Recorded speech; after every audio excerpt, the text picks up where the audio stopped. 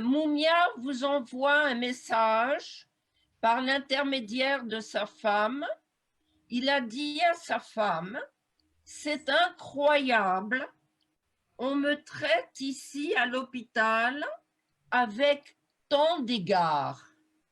Je n'ai pas l'habitude, ça doit être toute la mobilisation à l'extérieur. Nous sommes bien le 25 avril 2021. Nous sommes le lendemain de la date de naissance de Mumia Abu Jamal. Nous sommes en direct de Nation, place de la Nation à Paris. Je veux vous dire qu'il y a un courant qui passe dans le monde entier. Vous n'êtes pas seul ce week-end. Se mobilise pour Mumia à Londres, à Cayenne, comme vous le savez, et puis aussi au Mexique, en Allemagne, en Hollande, en Autriche, partout aux États-Unis, mais aussi en Afrique du Sud. Merci. Bonjour à toutes et à tous. C'est Naïma du collectif Zéro Chlordécone, Zéro Poison. Merci encore à vous de vous être déplacés aujourd'hui. Si le collectif est là aujourd'hui, c'est pour faire acte de convergence, acte de solidarité, acte d'unité, continuer de maintenir la pression pour défendre nos exigences d'honneur, de respect, de justice et de réparation. Oui, bonjour à vous, bonjour aux organisateurs. Merci beaucoup pour l'invitation. Merci à tous nos frères réunionnais, martiniquais, guadeloupéens, Kanaki, tous ceux qui sont là. Nous vous remercions et je passe la parole à Ivan, la porte-parole de l'association. Merci, effectivement. Nous aimons honorer ces rendez-vous-là qui prônent justement tous ensemble pour un meilleur destin, meilleur avenir, tous ensemble contre la répression envers les militants. Une pensée pour Mumia Abu Jamal, encore en prison, une quarantaine d'années encore à souffrir, un militant, comment dire ça, un prisonnier politique plutôt. Et aujourd'hui, nous savons ce qu'a vécu Mumia à l'époque et on le vit encore aujourd'hui. Parce que la France veut faire croire liberté, égalité, hein, que nous sommes tous unis, nous sommes tous ensemble. Et pourtant, encore aujourd'hui, des hommes et des femmes qui élèvent la voix, qui veulent dénoncer, se retrouvent devant le tribunal ou en correctionnel ou en prison. Olivier Goudet, que vous voyez à mes côtés, sans porter aucun respect aux victimes de terrorisme, ils l'ont emmené devant le tribunal pour apologie d'actes de terrorisme en 2018-2019. Heureusement, pour une erreur de procédure, pour une faille, on a pu gagner ce procès-là. Mais depuis, non, depuis, les militants sont condamnés. Olivier Goudet, encore lui, en voulant accéder à la collectivité territoriale de Guyane, un policier, on saurait dire peut-être de manière illicite, lui bloque le barrage, pire, le bouscule, et c'est lui qui se voit condamné en correctionnel, 6 mois avec sursis et 5 ans de privation de ses droits civiques. Face à ça, en Guyane, nous faisons face à la discrimination. Vous l'avez entendu, vous l'avez vu, tous ceux qui viennent de Guyane et qui vont atterrir à Paris vont subir 10 jours de quarantaine, alors que, par exemple, le Covid qu'on voit qui est subi par le monde entier, qui est vécu par le monde entier, ce Covid, qui est rentré sur notre territoire en Guyane en mars 2020 par l'aéroport, par comment dire ça, des fonctionnaires de l'Hexagone. Là, depuis 1 an, personne n'a eu cette bonne idée de mettre ces gens-là en quarantaine quand ils arrivent sur le territoire. Personne n'a eu la bonne idée de leur donner des amendes à 1 500 €. Par contre, les Guyanais, les personnes qui viennent de Guyane, doivent faire une quarantaine et subir des contrôles de police. Mais quelle discrimination! Vers quel monde allons-nous? Vers quel monde? Vers quel monde allons-nous? Aujourd'hui, nous souhaitons dire que notre priorité à tous, j'imagine, aussi bien Martinique, Guadeloupe, mais en Guyane, le travail a commencé depuis 2017. Depuis 2017, tous les militants qui étaient au devant de la scène sont passés par le tribunal correctionnel. Tous, pas un ne manque à l'appel. Ils sont passés par le tribunal correctionnel et on a voulu les criminaliser. Et aujourd'hui, plus que jamais, debout, nous avons dans le cœur et nous avons dans la tête Mumia Abu Jamal, qui subit encore aujourd'hui. Et nous souhaitons dire à tous ceux qui nous regardent qu'aujourd'hui, plus qu'hier, hein, l'histoire, notre histoire doit être maîtrisée par nous.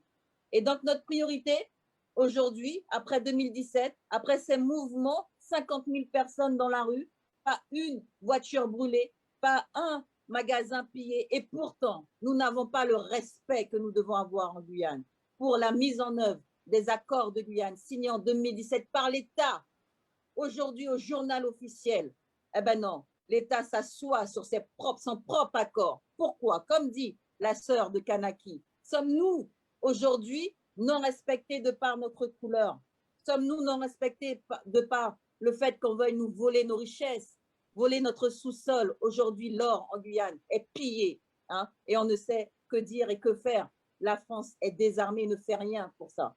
Notre priorité, l'évolution statutaire. Nous voulons changer de statut. Nous voulons évoluer comme la Polynésie, comme la Kanaki. Aujourd'hui, avoir la possibilité sur nos territoires de décider pour nous-mêmes, par nous-mêmes. Nous ne sommes plus ces hommes inférieurs que nous n'avons jamais été d'ailleurs, où un colon doit décider à 8000 km pour nous. Nous sommes assez grands, nous sommes nous avons été à l'école, nous avons aujourd'hui ce qu'il faut, hein, pour pouvoir décider pour nous-mêmes. Et la trajectoire que nous prenons, c'est celle-ci, l'évolution statutaire. Nous continuerons aussi à lutter contre la répression envers les militants. Cette absence de droit qu'on aurait de dénoncer, de dire qu'aujourd'hui, il est inadmissible qu'en Guyane, qu'en Guadeloupe, qu'en Martinique, on ne puisse pas bénéficier d'eau potable, d'électricité, qu'il est inadmissible qu'on laisse nos enfants se tuer, hein, soit avec la drogue, soit avec des armes, et qu'on regarde et qu'on ne laisse faire rien, qu'on ne fasse rien. Il est inadmissible qu'en Martinique, Guadeloupe, Guyane, Kanaki, Réunion, que nous n'ayons pas droit à la sécurité, comme partout sur le territoire hexagonal. Aujourd'hui, il est inadmissible de subir ce que nous subissons, et donc nous lutterons plus que jamais, plus que jusqu'à notre dernier souffle, jusqu'à ce que nos enfants reprennent aussi le combat. Nous lutterons pour la préservation de nos droits et pour le respect de notre dignité aujourd'hui. Et enfin, le combat que nous continuerons et que nous mènerons jusqu'au bout et pour lequel nous sommes fiers aujourd'hui de lutter, ben c'est aujourd'hui un mieux vivre ensemble. C'est ensemble, peuple, que nous gagnerons. C'est ensemble, Martinique, Guadeloupe, Guyane, Kanaki, Mayotte, tous ensemble, nous gagnerons ce combat-là. Et je vois que les actions se font. Aujourd'hui, regardez, de la Guyane, nous intervenons, juste après nous, la Guadeloupe, avant nous, d'autres. Et c'est ensemble que nous arriverons. Merci pour cet instant d'échange. Merci de nous avoir donné la parole. Merci. Merci à tous ces jeunes. Merci à tous ceux qui ont compris que nous avons de la valeur. Et nous exigeons le respect. Merci. Il y a tout le monde qui applaudit. Merci à tous. Merci, merci, force, les Guyanais. Merci pour cette précieuse et virile contribution.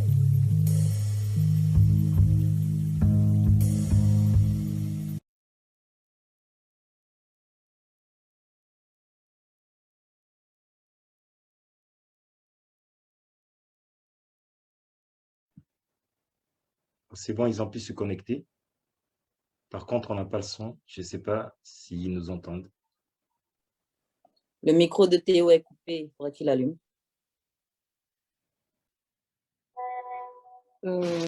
Oui, vous m'entendez?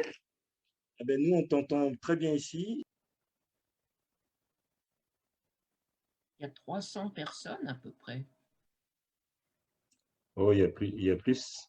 Plus?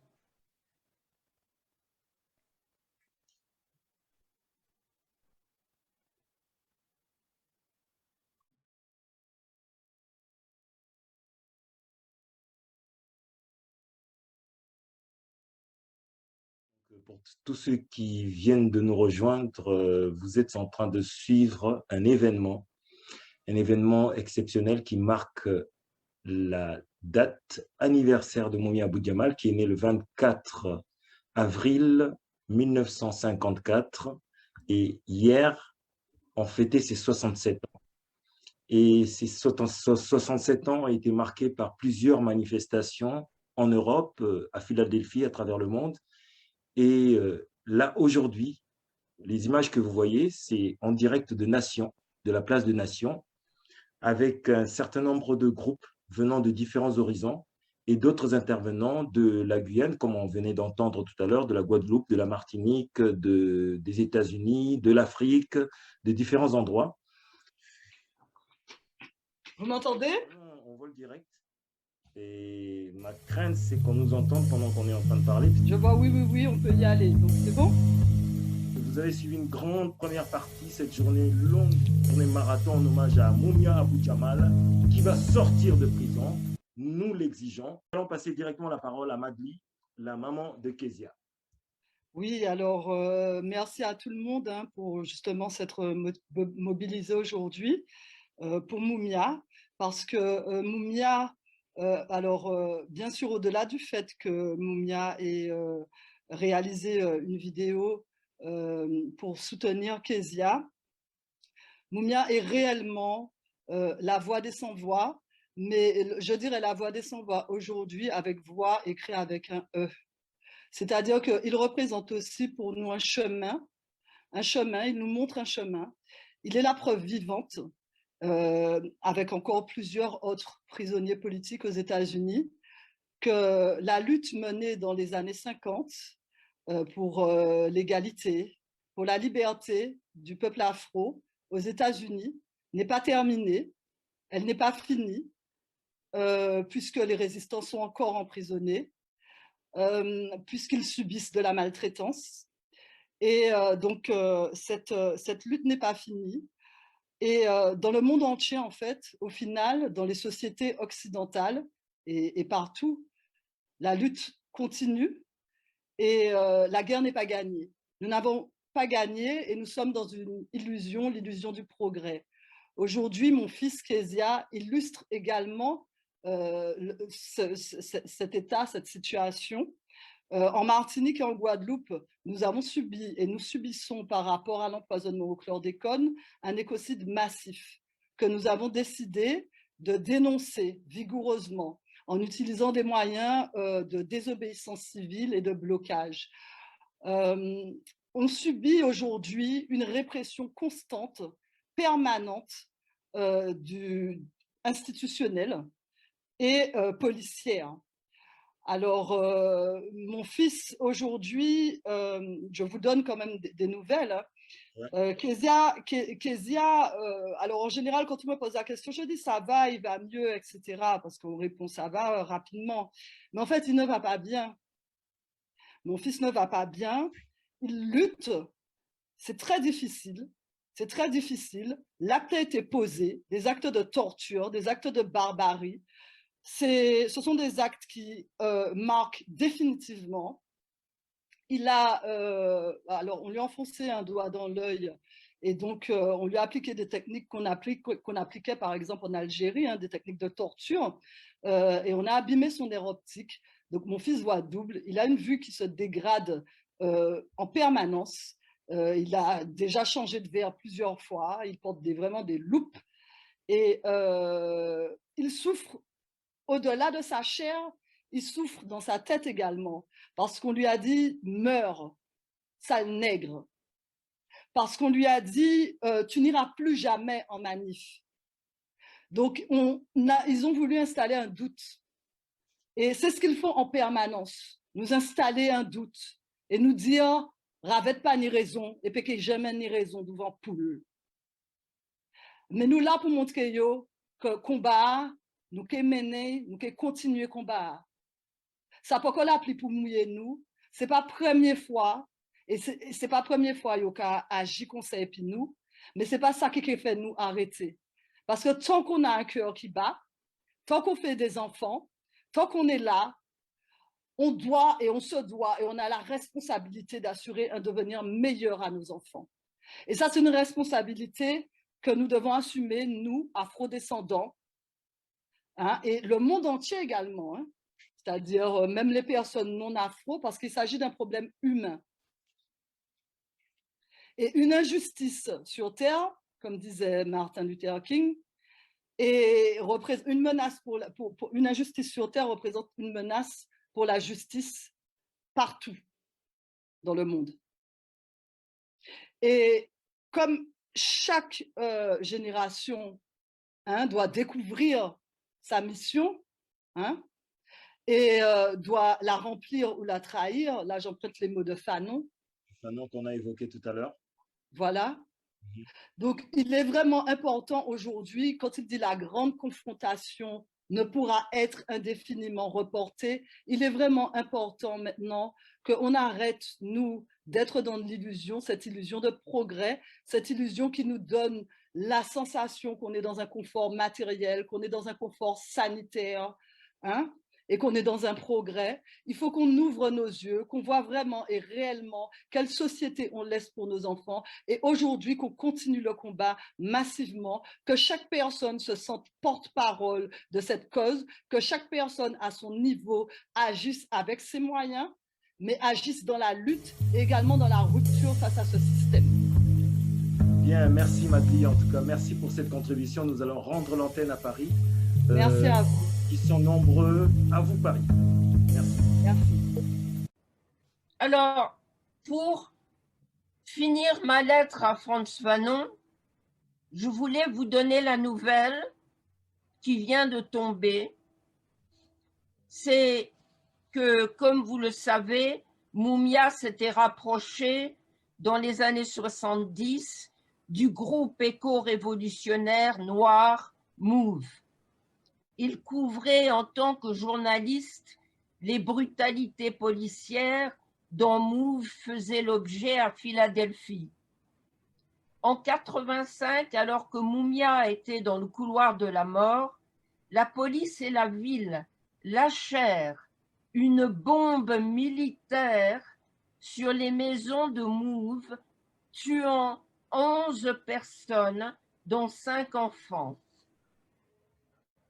Sur ce, nous apprenons, il y a 48 heures, que les universités de Penn et de Princeton, très élitistes et blanches, sont complices dans la séquestration d'ossements d'au moins l'un des enfants brûlés de MOVE dans l'incendie causé par la ville. Ces ossements ont été utilisés en cours d'anthropologie pour enseigner les sciences de détection en criminologie post-mortem. Alors, 3 questions. Ces professeurs n'auraient-ils pas tous les moyens de savoir que les parents de MOVE étaient toujours bien vivants et n'auraient pas donné leur permission? Les universitaires prétendent aujourd'hui que les ossements en question sont introuvables, alors que les vidéos d'enseignement les utilisant en plan rapproché existent bel et bien. Comme le dit Mike Africa de MOVE, après 36 ans, nous découvrons que non seulement ces enfants ont été brutalisés, maltraités, écrasés sous une bombe et brûlés, mais on ne leur a pas permis de reposer en paix. La question étant, cette terrible nouvelle n'est-elle pas tombée la veille de l'anniversaire de Mumia pour tenter d'assombrir notre jour de lumière? Ils n'y arriveront pas. Ils n'y arriveront pas. Notre lumière, celle que nous envoyons à Mumia, n'en ressort que grandie. Connaître cette nouvelle ne fait qu'illuminer la noirceur de la suprématie blanche. à vous, Frantz Fanon, je demanderai si une réponse possible, c'est parce que le suprémaciste blanc est obsédé par le fantasme que nous sommes surhumains dans notre force et notre beauté, et qu'il voudrait bien un peu de cette surhumanité-là. Alors, leur rêve fou serait-il qu'en vampirisant notre sang ou en se faisant transplanter nos organes, ils deviendraient surpuissants? Nous avons le droit de savoir et de faire savoir. Nous sommes tous des Antigones noires arrivées dans la cité pour réclamer nos morts afin de pouvoir leur donner les rites ancestraux. Merci à vous. Merci à nos hôtes. Merci à l'Afro-peuple. Merci. On va te poser la question, qui est Julia? Julia, c'est la fille du célèbre écrivain américain Richard Wright. Voilà. On remercie beaucoup Julia.